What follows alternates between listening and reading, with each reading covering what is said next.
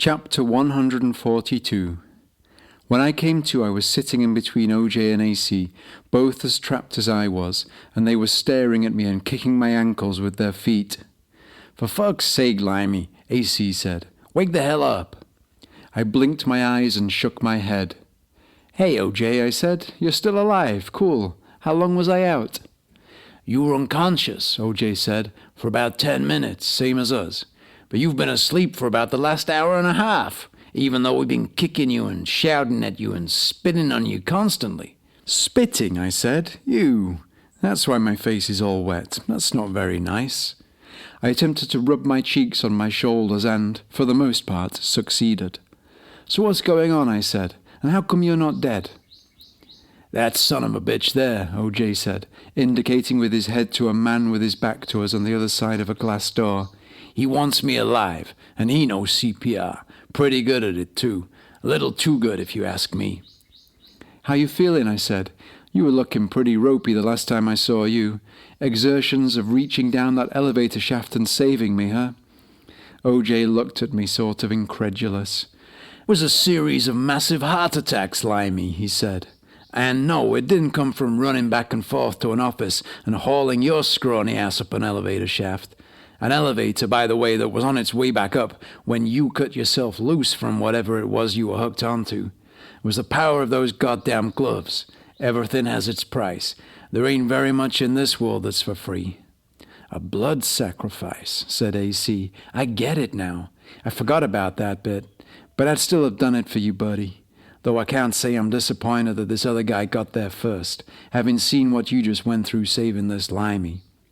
"Who is this guy anyway?" I said, craning my neck and taking a look around the office. It was just a standard little room with no window and a bunch of filing cabinets and a surprisingly modern-looking laptop and a globe. "What's he got us tied up for in this poky little cupboard?" "Now that you're awake," OJ said, "I can let you both know. Take a look at the nameplate on the desk." "What desk?" I said. "Ah, yes," he said. "The desk that's behind you. But you can't see the nameplate from where you are, unless you look in the mirror over there." I looked. I located the nameplate and made out 3 words. The big ones said something like Tend Nilok, and the smaller ones sitting underneath those 2 said Zsitzikol. Mirror writing. I never was any good at that, but I was sure I could figure it out given a minute or 2. "What's it say?" AC asked me. "Hold on," I said, "nearly there." But just as I was about to crack it, the door opened, and in walked Simon Collins. "Oh," I said, "this really is too much. This has got to be a wind-up." I jerked at my ropes and rocked back and forth in the chair. "Wake me up," I shouted. "Nurse, I've had enough. Program over. Big brother, you win. I've been juiced and you can have whatever you want. It's time to stop the show." I strained at my ropes. I rocked and rocked some more. But all Simon Collins did was bare his teeth and grin down on me and smile the most insidious smile.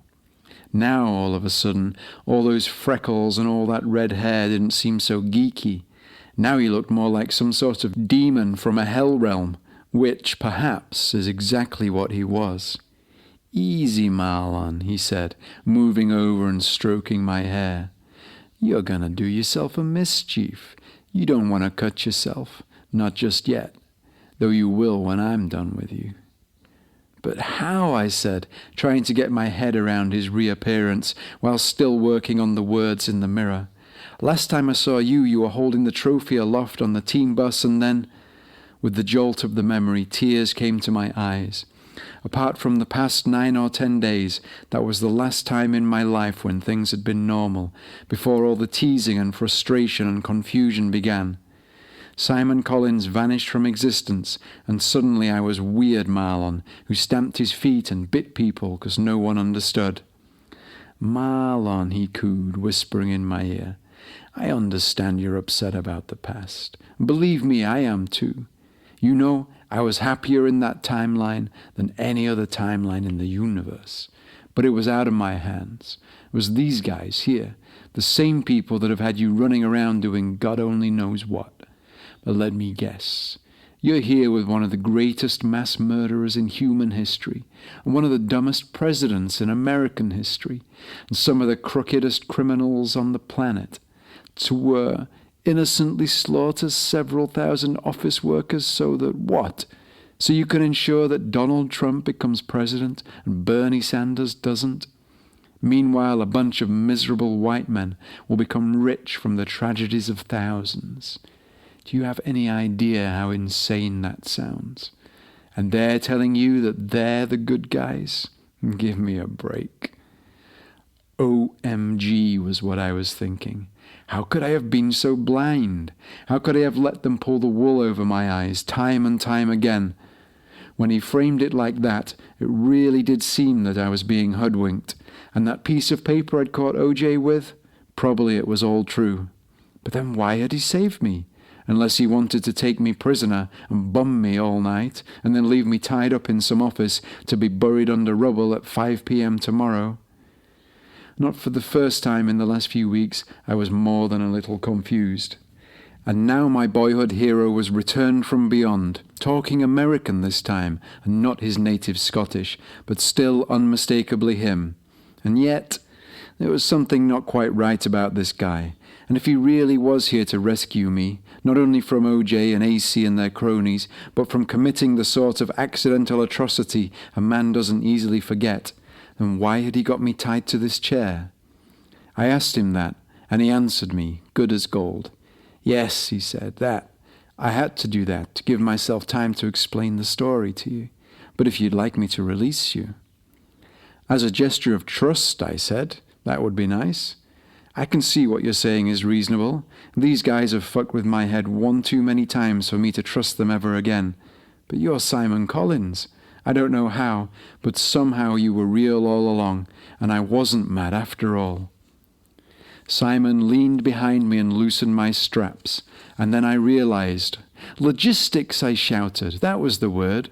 But what is logistics anyway? Doesn't it mean just doing stuff? I never had a clue what. Colin, he said. Colin Dent is my name in this timeline, but you, my friend, you can call me Denty. Colin Dent, where had I heard that name before? I stood up from my seat and then I looked at Denty's freckled face and realized that he was going weird. Cracks began to appear in his skin and his smile grew more and more demented. His eyes glowed red, his hair appeared to become flames, and he was growing far beyond his 5'8" stature, with wings appearing on his back, shredding his clothes, and hooved feet bursting out from his shoes, and, "Quick!" cried AC, "Marlon, back pocket!" "I don't trust you guys," I said. "I want to go with Simon."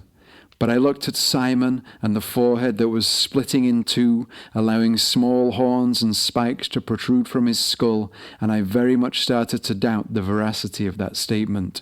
"Mummy," I said, as his wings burst forth into their full dreadful span, and he reared himself up to almost his full height, though the low ceiling prevented him from standing up completely straight.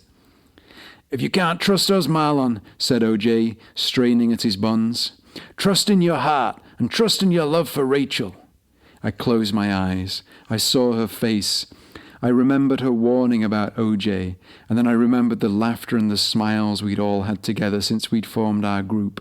And though Simon or Colin or whoever he was had spoken some sense, and though OJ sure had some explaining to do, this latest turn of events didn't feel so good in my system, especially when his big booming laugh filled the room and reverberated in my bones, and the globe and the filing cabinets and the strikingly modern laptop burst into flames, and it started to get really, really hot.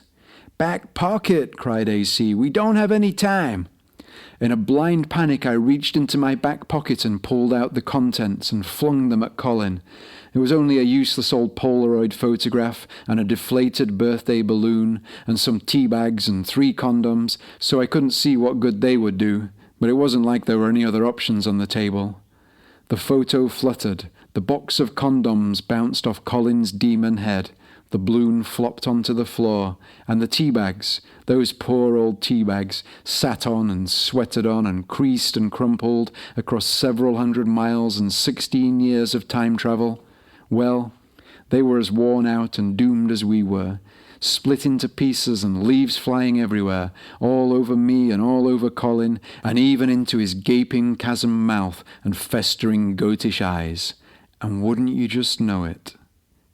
Chapter 143. "Not your back pocket," shouted AC. "My back pocket."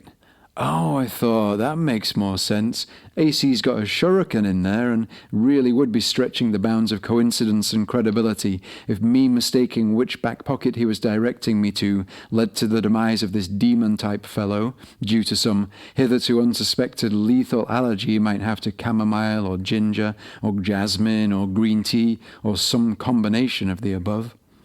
So, anyway, while Simon or Colin was busy spitting out tea leaves and rubbing his eyes, I leaned over to AC and pulled out his shuriken and noticed it was emblazoned with Colin's name. Nice touch, I thought, and then in a whirl I hurled it with all my athletic might, and it embedded itself into the wall behind Colin, a foot or so to his side. Shit, I thought. I knew I should have used it to cut AC free and then let him do the chucking. I never was any good at frisbee. I'd barely thrown a shuriken in my life. Luckily, Colin was still wrestling with tea leaves, and I was able to make it to the wall and pull the shuriken out and have another go. And then I spied the door to freedom and thought perhaps I should just make a run for it and leave them in the burning room with the demon. That'd show the bastards, all that pissing about with my head. But no, OJ had saved my life, and I believed I owed him one. I pulled back my arm and squinted with one eye and levelled the shuriken at the back of Simon or Colin's head, right as he was spitting out the last of the tea leaves and raising his arms in triumph. "Just spike him with the goddamn thing," AC shouted. "It's holy, you don't need to throw it at him." "Well, why didn't you just say that in the first place?" I tutted at AC, leaning over to Colin, who was called Simon, but who was now a massive demon, probably about to take the head clean off my shoulders. I pricked him with the shuriken gently in his back, and instantly he shriveled up into something that looked like a sun-dried ball bag about the size of a pomegranate, and that was that. "Well, that was easy enough," I said, handing AC back his shuriken and readying to undo them from their chairs. I always knew those tea bags would come in handy at some point. Chapter 144. Between us, we carried OJ out of the smouldering office and made our way down the corridor in search of the group. Denty must have confiscated our walkie-talkies and hidden them in a drawer somewhere, but AC had the bright idea of watching what floor the various elevators were travelling to, figuring it was more than likely our companions looking for us. We found them back on the 33rd floor, right where OJ and I had had our little bit of excitement with the elevator shaft, the doors of which, I noticed, were still open, though now taped across with what looked exactly like the masking tape we had been using to mask certain delicate areas these past 10 days. As we shambled closer to the others, I noticed that they were holding the various papers OJ had been carrying when I'd bumped into him and were looking through them. And then I saw that Rachel was sitting on the floor behind them and slumped heavily against the wall, holding her arm. I left OJ with AC and raced over to see her/him. "What happened?" I said. "Are you all right?" She turned her head to look at me, tears falling from her eyes. "Anton," she said. "Adolf. I looked around. Where was Hitler? Where was his clean-shaven upper lip, his emo haircut, his soft, art-appreciating heart? And where was Major Graham and Lieutenant Daniel, too? And George?" The story emerged over the next few minutes.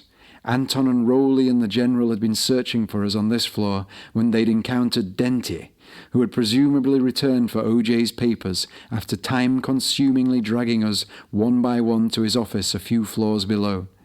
There had been an altercation. Denty had thrown Roland/Rachel towards the open elevator shaft, where she would presumably plunge to her doom, but Hitler, the General said, with superhuman speed, strength and determination. Truly it was like nothing I've ever seen, and I've seen a lot.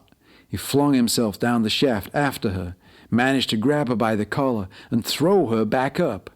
Was pretty much defying the laws of gravity, but I guess people can do extraordinary things when they need to. "Like mothers who lift tractor trailers to rescue the trapped children," Martha nodded. "These things happen. They happen every day somewhere on the planet. Even a 1 in a billion probability is going to happen to 7 or 8 people sooner or later. And Hitler, I asked. The general nodded towards the shaft. 33 floors, he said. Very little chance of survival.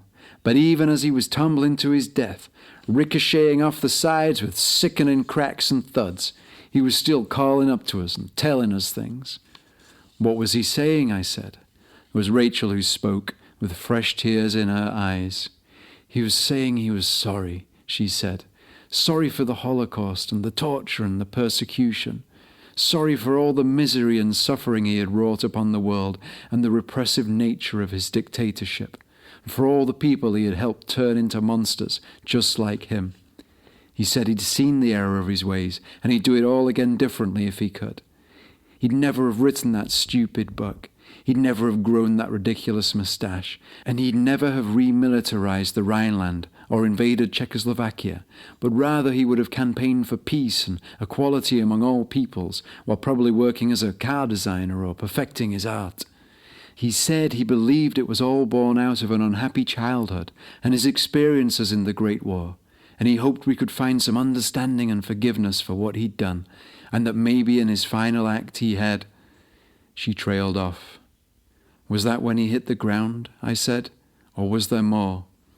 Rachel nodded solemnly, and by that I understood that there had been no time for him to finish that final sentence. The general then noticed OJ and helped him to the ground beside Rachel. "And you?" he said. "What happened to you?" "I'm fine," OJ said. "Nothing a good night's sleep won't cure. But where's Daniel and Graham? Where's George?" "Denty got them," the general said. "They came upon him just after he'd tried to throw poor Rachel down the elevator shaft. They fought like bastards and told the two of us to get out of there and hide. They said we were more important characters than them. They'd always known it would come to something like that, sooner or later. Indeed, they were surprised they lasted as long as they had, and figuring that they were living on borrowed time, they entered into the fight with an impressive zest and enthusiasm, nothing to lose. But it was a one-sided affair. He bit their heads off and ate their bodies before they'd even had a chance to draw arms. But still, it gave us time to make our escapes, and through their deaths, our lives were saved. And not only that, I said, but all the delay of Denty dealing with you guys here maybe caused him to reappear in his office at just the right time for us to break free and fight back against him, resulting in his ultimate demise and our miraculous escape from his clutches. Talking of which, I said, turning to AC, didn't you prick me with that self-same shuriken back at the Peacock Ranch? AC smiled and shrugged. "Well, I had to make sure you weren't one of them," he said. "I wasn't 100% certain. They're devious little bastards, as I'm sure you're now aware. Very clever of him appearing to you in the guise of..." "Here," said OJ, weakly holding out his hand. "Pass me those papers." Martha gave them to him, a stack of pinks and yellows and whites, and he rifled through them until he found what he was looking for. "See these, Limey?" he said. "This is everything relating to your past deportations. By this time tomorrow, it will all be ashes and dust." "Couldn't we just destroy them now, OJ, to be on the safe side?" He considered it for a second and decided that we could. "Anybody got a lighter?" he said, but no one did. "Let's just tear them up," I said, "into little pieces and then throw them in a drawer somewhere and hope no one goes through the rubble and tries to piece them all together." "Oh, we could take them back to Denny's office and see if there's enough of the fire still going there," said AC. "That was still smoldering when we left." "Nah," said OJ.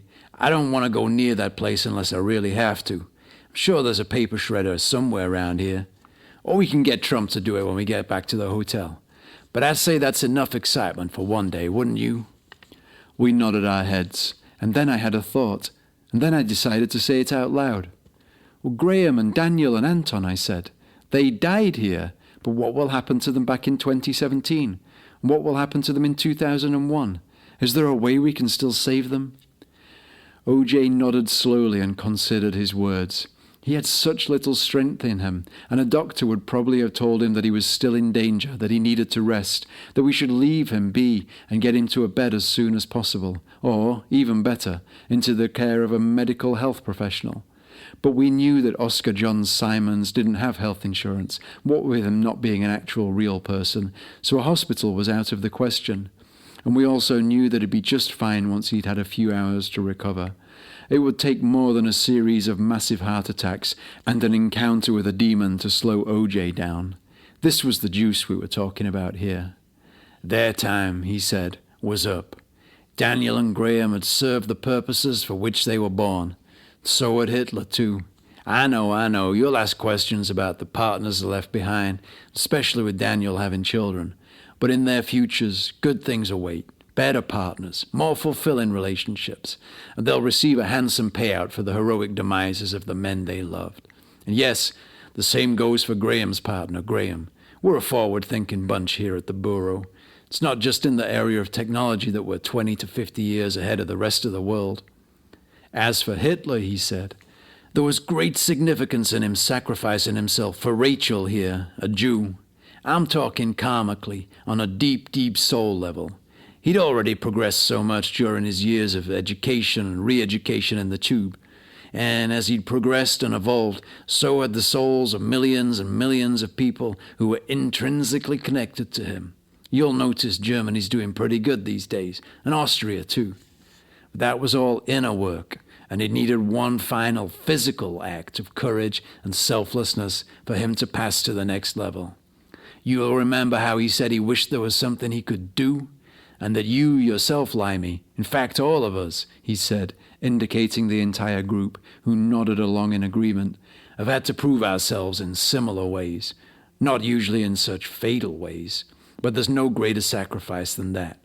And let's not forget, he was bloody old too, whichever way you look at it. OJ laughed and we joined him, and then he spluttered but waved away AC's and the general's attention. I always knew something like that was coming. I just didn't know exactly when or how it would arise. But still, I'll miss the little guy. OJ shuffled a little and reached grimacingly into one of his pockets. Here, he said. He said to give you each one of these. The little paintings he did of the all of us, that time he said he was napping after you guys took him to the park. He told me to tell you these had been the happiest days of his life, and that he hoped to see you again one day. I can't give you any particulars, but he's due to return in the body of a little girl who's going to do some wonderful things for the world. Now that there is going to be a world, with this job almost complete and Denty out of the way. And you, OJ, I said? What about when you said you were dying and that I should say goodbye to AC for you, and said you knew it would end like that, but it didn't end like that. In fact, it's looking like you're going to be just fine. So what gives there? I'm confused. OJ just smiled. I'm an old man, Limey, he said, with a flair for the dramatic. A daring rescue and a multiple heart attack will bring that out in you. You might get to experience that one day, too, if you're lucky. But no, my time is not yet. I'll make it back to 2017. I'll appear to serve the last few weeks of my sentence. And then I'll continue to live my life, looking for all the world, like the same old bumbling idiot OJ I have been for the past quarter of a century or so. And yes, go back further than that if you'd like. And that's just the way I want it, if it enables me to serve my country and this planet and the universe. We helped him to his feet and helped Rachel up too. We were a shambles of the happy, smiling group of 10 Hitler had painted just the day before. Our bodies were weary from the seemingly endless task of painting 3 skyscrapers. My boiler suit was ripped. AC and I had demon goo in our hair. Rachel had a cut knee and a bruised elbow. Martha's arse was hanging out again. OJ was doing the post-heart attack thing. The general was feeling neglected and anonymous, and 3 of our number were deceased. But where was George? We hadn't even discussed how he'd met his fate and the implications that would have for the timeline we had to get back to, with him all of a sudden being inexplicably absent from it. I quietly took the general to one side, away from the shuffling, limping group, not wanting to add even more heaviness or trauma to the moment. But he answered me nonchalant as you like. "Ah, him?" he said. He's down in the lobby, chatting away with Osama and smoothing out the final details for tomorrow. He's been a goddamn trooper, that boy, spending every waking minute working for the cause. If he's not been delegating and dictating and doing a damn fine impression of his younger self, he's been up here painting with us or cooking the grub that sustained us all these long and weary days of wielding brush and roller and tray. I tell you, Limey, I thought 4 years in Nam was tough. But from now on, whenever I see a painter decorator in his battle-scarred coveralls going at it day after day, week after week, year after year, I will salute that man and bow down humbly in my heart and say, yes, sir, that's a job I did once for just 10 days with 2 days off in between. And it's a job I shake my head at admirably, knowing that I could never do it full time, especially working with high ceilings and craning my neck up like that. The look of pride and sheer militariness was plain to see in the general's eye. His arms were wrapped around OJ and I, helping us along. I was growing pretty tired by now and feeling the effects of throwing those tea bags at the demon. But inside I knew he was standing to attention and issuing that salute he had promised, white gloves and full parade uniform and all. And maybe even peeling off some of those hundreds of stripes and bands and medals to pin on the chest of some painter decorator somewhere in a bid to share the recognition and the glory. We made it down to the lobby and found George there waiting for us, eager to tell us about a conversation he'd just had with his pa. And he knows everything's going according to plan, OJ ascertained as we slid him into the passenger seat of the Bronco. He knows, George said. He said to say, well done, and he was proud of us, and he stopped here and a tear came to his eye. He said that he was proud of me too.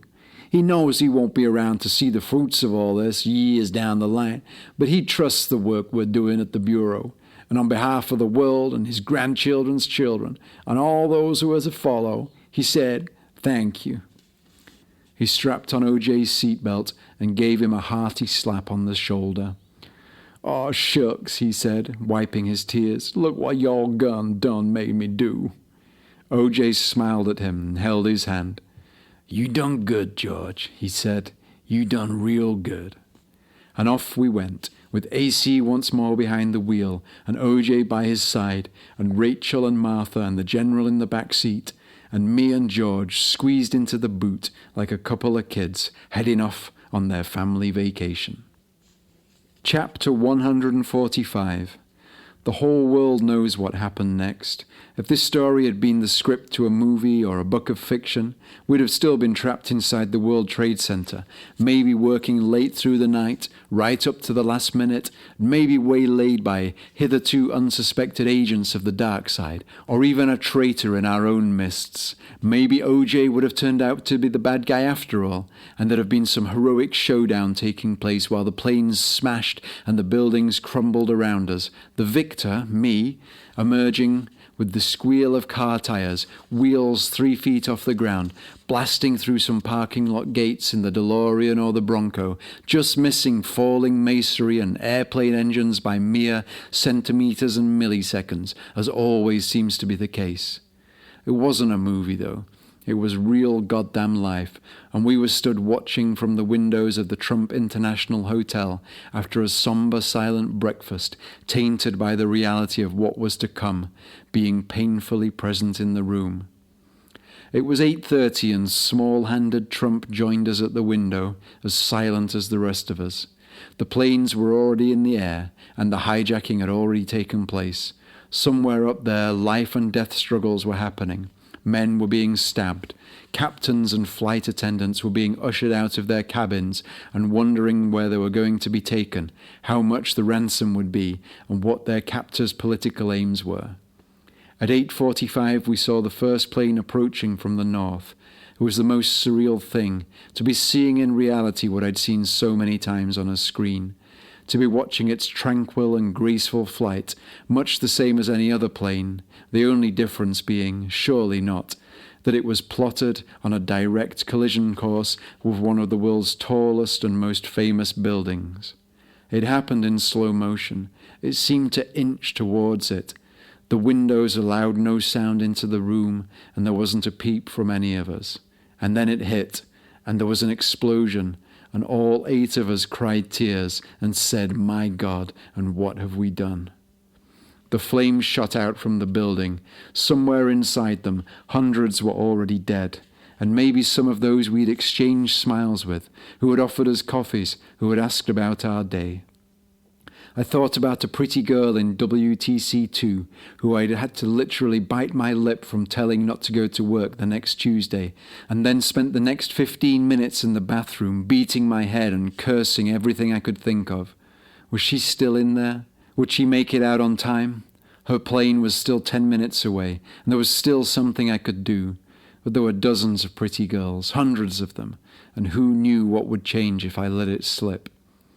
Meanwhile, 3,000 miles away, the 25-year-old version of me was sitting on a Wakefield shopping precinct, busking with his guitar for the first time in his life. He'd never sung in public before, and he was shaking with nerves. He only knew one song, but he played it over and over again. The people were constantly passing, only hear a few lines anyway. They wouldn't know he was repeating himself. The song was the Beatles' "All You Need Is Love." There was probably something apt in that, but what it was, standing at that window and watching as the building burned and debris fell, I couldn't see right then. It seemed to me that maybe there was something else that was required other than love, something like foresight or an understanding and acceptance of the grand scheme of things. Yet, even then, on the faces of those who had those things, as much as anyone on the planet had those things, the tears still fell and the hearts still broke. Trump went to watch the replays on Fox News, but he kept it on mute, keenly aware of our need for silence. At 9:03 the second plane hit. I'd missed the approach and the impact because of something I was transfixed by on Building 1, but I caught the greater part of the explosion. Right then, thousands of gallons of jet fuel were pouring down the floors and bringing to life the technological marvel of a self-aware combustible paint that we'd lovingly daubed on walls and surfaces and ceilings and columns. It would begin to eat its way into whatever steel it could find and cut through it like a blowtorch, weakening it, melting it, bringing it to breaking point. One by one the columns would fail and the buildings would come crashing down. Perhaps the planes would have been enough. Jet fuel and office materials may not burn hot enough to melt steel, but they certainly burn hot enough to sufficiently destabilize it. And yet, we knew that we couldn't take any chances. The buildings had to come down for the future of mankind. "They're jumping," Trump said from the couch. "They're goddamn jumping." He turned the TV off. He left us to it. He'd seen enough. In Yorkshire, the streets had suddenly grown quiet, and the pedestrians and shoppers of the early afternoon were no more. They were crowded around electrical store windows. They were making their ways home to their loved ones. They were seeking out televisions of their own. I played on. "There's nothing you can do that can't be done," I sang. "There's nothing you can sing that can't be sung. There's no way you can be that isn't." An American friend came out from the bookstore she worked at. She was shaken and upset. She said bombs were going off in New York, in Boston, in Philadelphia. She said 10,000 people were dead. She cried on my shoulder and went back inside.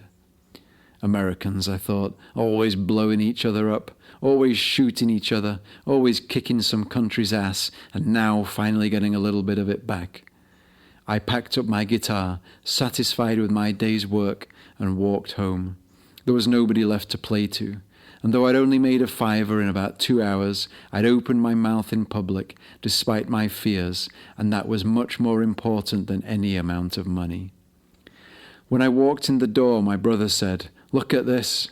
He had a weird smile on his face. It was the Twin Towers in flames. I'd been there. I'd stood at the bottom of them once and looked up.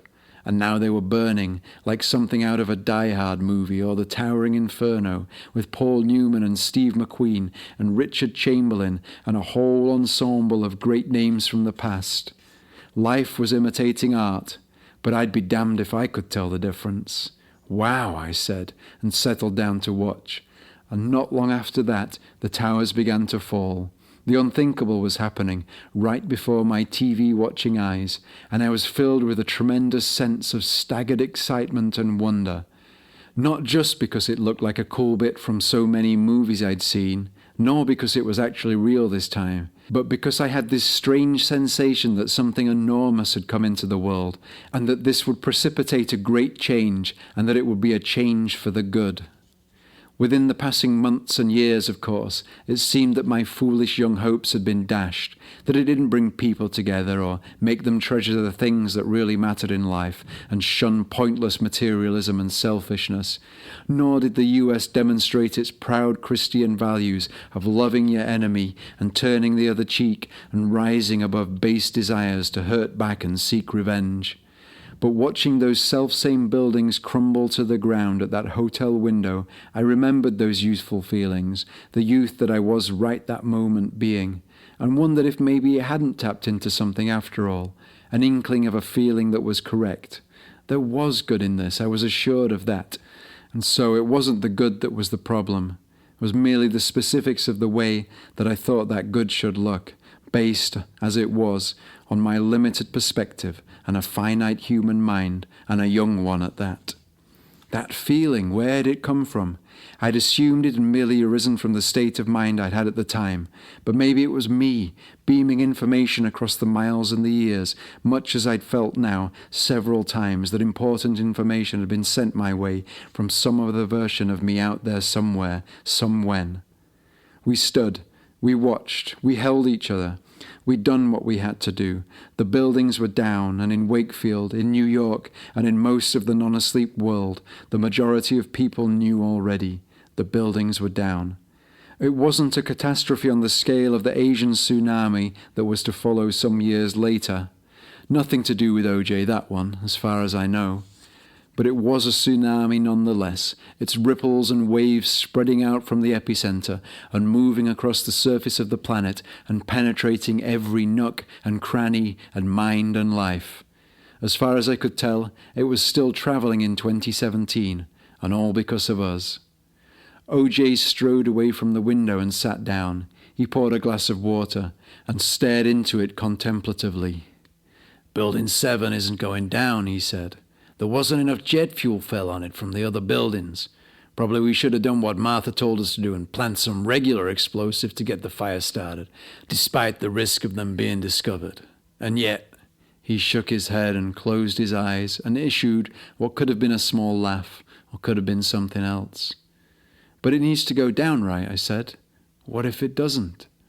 "And yet," he said, "because of that fire we left smoldering in Denty's office, it will go down. You can already see it spreading, and coupled with the fires and damage caused by debris from the big boys, in about 6 or 7 hours, the structure will fail, and WTC-7 will collapse." "So we did all that painting in there for nothing," the general said, conscious of his weary arms. "If we hadn't been there painting," OJ said, "we wouldn't have ended up in Dent's office." He shook his head again, and this time I could see for sure that it was a rueful laugh and smile. "It doesn't matter how many times I've seen it, the way these things work out and always get done never fails to blow my mind. Was that the whole reason Limey was here with us? Was that the whole reason I got it into my head to retrieve those papers on the 33rd floor, even though I knew they were going to be destroyed anyway? What kind of man carries sweaty old tea bags around in his back pocket for days on end anyway? Except the savior of the whole universe, that's who." He stood up and walked over to me and gave me a big hug, slapping my back with manly slaps and squeezing my shoulders tight. We all shook hands. We all exchanged hugs. It really was, as Big George had said, a job well done. But it was scant consolation for the human parts of us that could never forget that, even right then, as we stood among friends in the lap of luxury, others were burning and choking and plunging to their deaths in the most awful ways imaginable, just as they do in non-English speaking, non-white countries all over the world every single day of the year. And then I was suddenly hit with the most terrifying and mind-stopping thought. "The DeLorean!" I shouted, racing back over to the window and staring at where the towers once were, but now I could see only enormous clouds of dust. "We forgot all about the fucking DeLorean, the time machine. It's buried under God knows how many tons of rubble and tables and photocopiers and steel. How the fuck are we going to get back to 2017? Everybody stared at me, and then OJ laughed. He walked over to the window and put his arm around me. You think we'd forget a thing like that? It was all planned all along. Lieutenant Daniel and Major Graham were to go down there this morning and... He stopped himself. He trailed off and backed away from the window. He staggered and went about as pale as it was possible for a brown-skinned man to go. AC, he said. General, he said. The schedule was for those two to move it this morning, but... They all stared at each other. My mind went 1,000 miles an hour with the horrible sudden dawning that I was trapped here in 2001, trapped here in this weird body that wasn't even mine, and that Rachel would be a man forever, although she was also out there somewhere, currently a sweet 17-year-old, and though I could maybe orchestrate a meeting between her younger self and mine, probably that would make things weird for the future, and... No, I hadn't come this far to be thwarted by a mere dumb oversight and lapse of memory and failure of logistics. I whirled on OJ. Ah, he laughed, giving me the finger guns. Guess what, he said. What, I said, failing to see the joke. You've been... Epilogue 1. We were rolling down the highway, AC and I, the Bronco holding a steady 65. The white line unbroken and true. Yup, he was saying, there ain't nothing out here in this old Nevada except rocks and dirt. And it ain't even that good kind of dirt they have out in Utah. All pretty mesas and arches and canyons and hoodoos. That's some beautiful country out there, Limey, if you ever get the chance.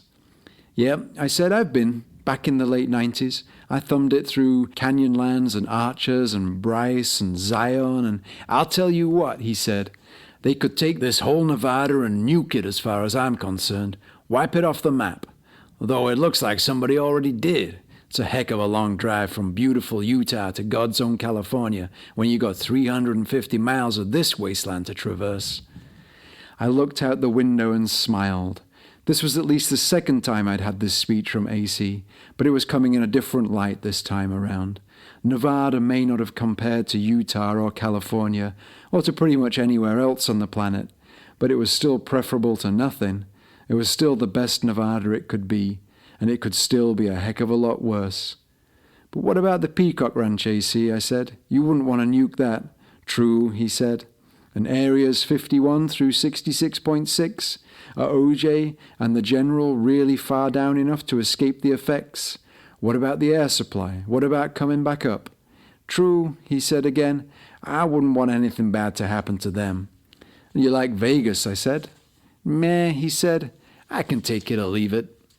We laughed. There was such an ease between us now. I felt like I'd known this guy forever. Okay, he said. No nuke in Nevada. At least not yet. But if not there, then where would I nuke? You don't have to nuke anywhere, I said. You could just leave the world unnuked and nuked free. You gotta nuke somewhere, he said, hunkering down on the wheel and quickly looking left and right, presumably in an impression of someone from American TV that I had no knowledge of. Well, otherwise, what's the point in having them? Nuke Mexican Hat, Alberta, I said. It's the worst place I ever hitchhiked, and I've hitched across the whole of that nation, and yours too, as well as Mexico, England, Scotland, France, Wales, Israel, Ireland, Spain, Guatemala, I know, Limey, he said. You told me. So now who's repeating? He winked at me. He smiled. He flashed his teeth. He looked on down the road. Hey, AC, I said. Watch this.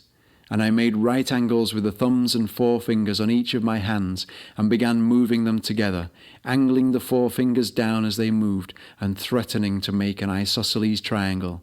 Don't you do it, Limey, AC said. You're messing with powers you still don't know enough about. 3 times in one morning is too much. You need to roll that shit back. I laughed and returned my digits to my lap. I knew he was right. I had to learn to get responsible with that stuff. And to get responsible with a few other things too. So what's going on with you and Rachel anyway, he said, apropos of nothing. You gonna see her again? Nah, I said. That race is run, that path is travelled, that road don't lead nowhere. She wants different things from a man. Someone younger, someone more successful, someone more positive and with more drive, someone who farts less, and, it turns out, I want different things from a woman. Someone a bit less positive and successful and driven and demanding for a start. Probably younger too, if I'm being honest. I think it was just a lust thing based on the shape of her breasts and the prettiness of her face and the amazingness of her mind. But she knew I had nothing much to offer her, that it would be 6 months to a year tops before I reverted to my normal rubbish self and she got sick of me. She was one smart cocky man. It's going to be a lucky guy who finally snags her, if she can find one before she gets too old. AC shook his head. But I thought she was the one, man. What about what the ticket inspector said? I shrugged my shoulders. I don't know what he was going on about, I said. But she's not. Probably he was just fucking with me because I got the password right and he didn't like it. Probably he was just getting in on the whole juice thing you guys love so much. Or maybe he was referring to someone else, like, hey, I said. It could have been that pretty woman who OJ wanted me to borrow money from, right before the guard got there. You want to know what I think? AC said, continuing to speak before I had time to begin to answer. I think she was the one, but not necessarily the one you were supposed to marry or live with till you were both old fucks or whatever the hell that's supposed to mean. I think she was the one for the mission, the one to get you motivated, and the one we needed to save our asses, like she'd done with remembering to move the DeLorean the morning the towers fell, and keeping that itty bit of crystal safe. Plus, who all knows what other part she played, or what might have gone down if she hadn't been there. Maybe Denty would have ended up fucking the entire world. Maybe the whole shebang could have been 1,000,000 times worse. I nodded. I'd thought these things. It all seemed reasonable. It was always so much harder to contemplate the things that had been prevented from happening, and to see the causes and reasons for them, than it was to wonder about the things that had happened. Understandably, of course, but a shame as far as peace of mind and open-eyed wonder went. But still, he carried on, I can't help but think there was something between the two of you. Something real, man. There was a big connection. You were all over her before she changed into a dude. You were alone in that room an awful long time last night, too. I laughed. We were talking, I said. Yeah, right, he said. We were, I reiterated, just talking about all the things from the mission and things between the two of us and all that timeline jumping shit.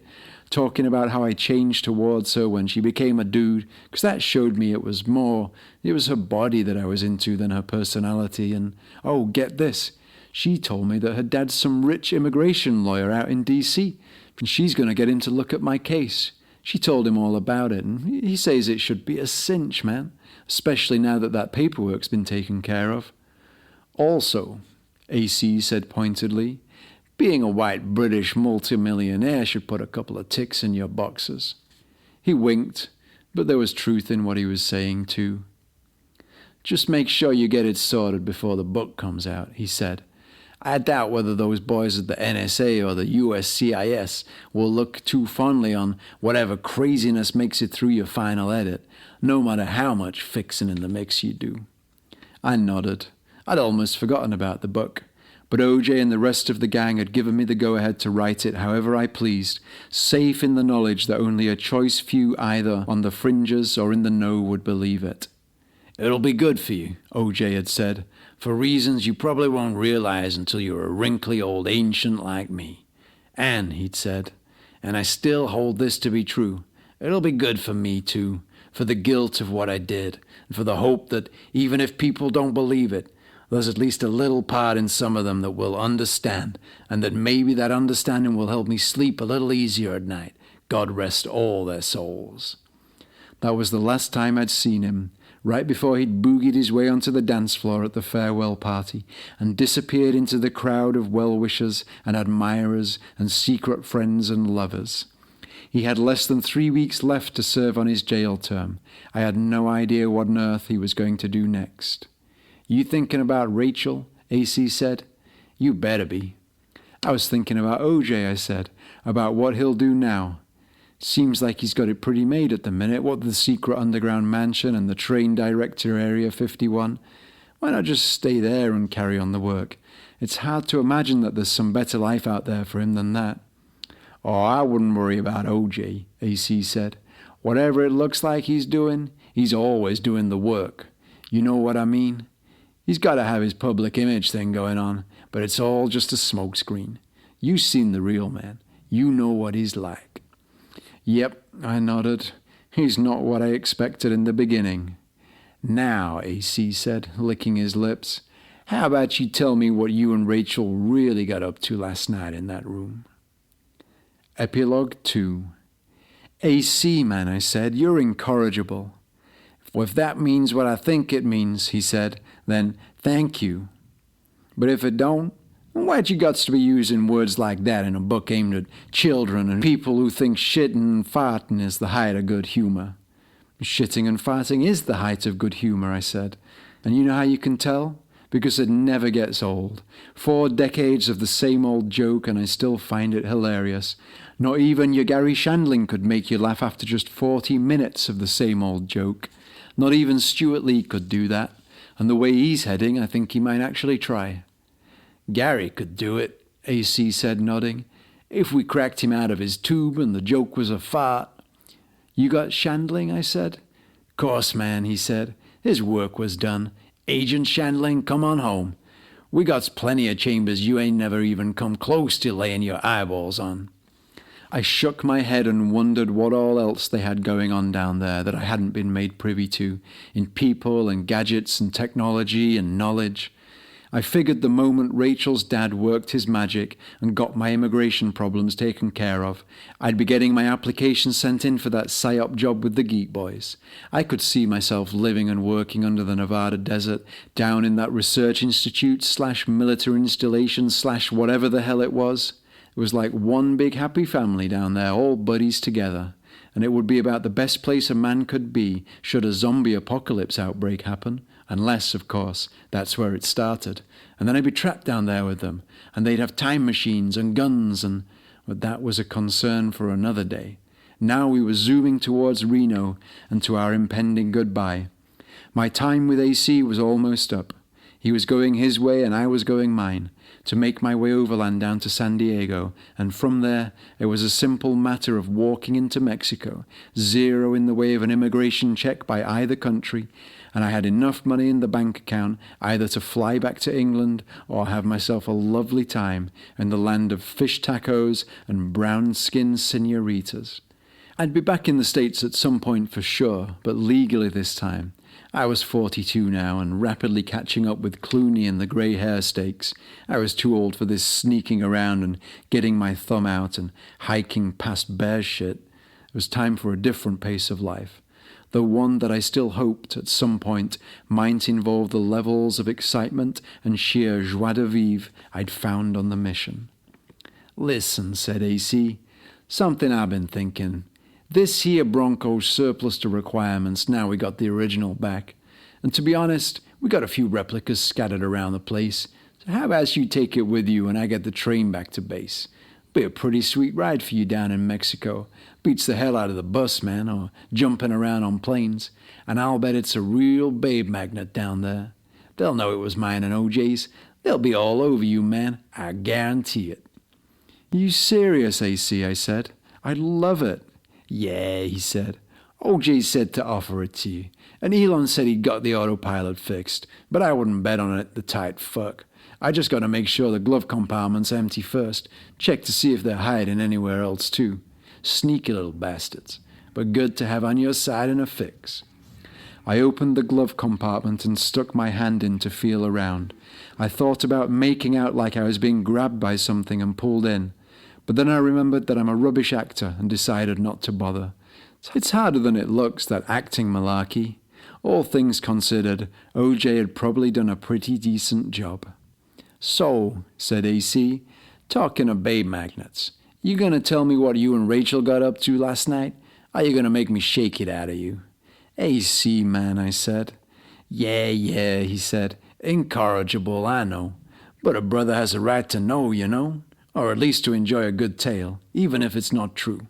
Never let the truth get in the way of a good story. That's what my old granddad used to say, and I believe he was right."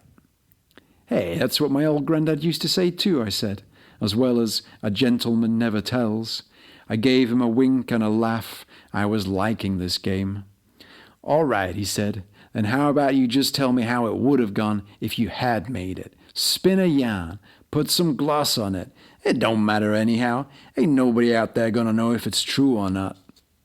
AC, I said, we've been down that road. We tried it and the coin said you should have written it, he said. But as far as I'm aware, you didn't. I did. Never go against the coin. What about what Kurt Vonnegut said, I said. Screw Kurt Vonnegut, he shouted. And anyway, it's the end of the book, man. It's the epilogue of the epilogue, man. There ain't no more story to distract from. And if you're worried that that's what they'll leave you thinking about, shit, people don't remember what they've read in books anyway. It's all in one ear and out the other. The moment they finish the final page, they're on to something new. But if you can give them a little pleasure while they're reading, that's worth its weight in gold. Pleasure, I said, doesn't weigh anything. Clearly enjoying my obstinacy and drawing the argument out as long as I could, even if it was merely delaying the inevitable. So many times he and OJ had wound me up. It was always nice to be able to get a little back at them. Right, he said. Here's my final offer. You still have that chapter I wrote back in the tube chamber? I still have it, I said, but I took it out. Okay, he said. Toss a coin, and if the coin lands heads, you put it back in as the closing chapter of the book. It's hot fucking stuff, man.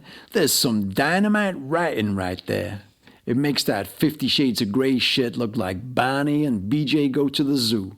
I'm a fool for giving it to you, I know. But I know I'll see it in print faster through you than if left to my own devices.